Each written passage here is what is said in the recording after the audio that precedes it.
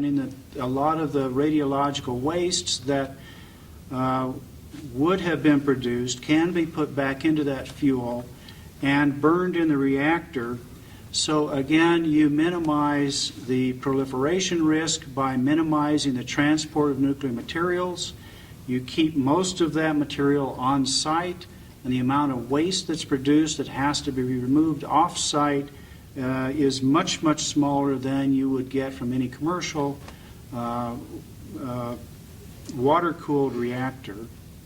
And therefore, I think it's a concept that was proven early in the EBR-ll life, and unfortunately has never been fully developed to take advantage of the things that were technologically proven. Just add a point to that. In the 1960s, EBR-ll had a co-located fuel recycle facility, and we recycled nearly 35,000 fuel pins back to the reactor. And one of the recycling intervals was done in just a few days more than 1 month, which included fabrication of the fuel elements themselves. It was a simple melt refining process, but it absolutely demonstrated the feasibility of what Ken was saying. I will also comment that there are other considerations. The physics of these systems has been refined and developed to the point that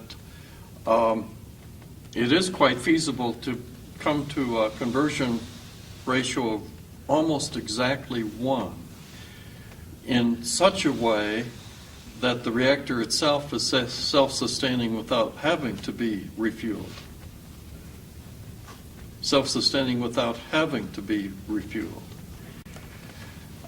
And the limitation on the lifetime, therefore, is the integrity of the cladding of the fuel. The analysis suggests that limitation is something like 30 years. So I would add to what Ken's saying is that perhaps we've progressed to the point where we get a form of internal recycle, so that you can design a system without any option for fuel handling, which further improves the security from a safeguards and security point of view. So the point being is that the technology is such that it gives you a lot of margin in what you can do, especially in nuclear materials management.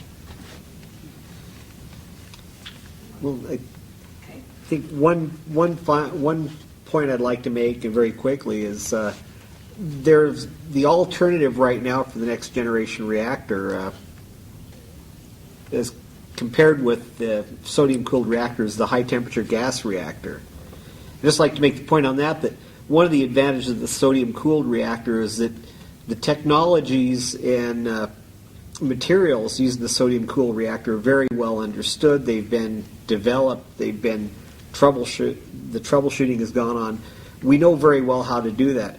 The high-temperature gas reactor, most of the materials, the fuels, everything is really still in the early development stage.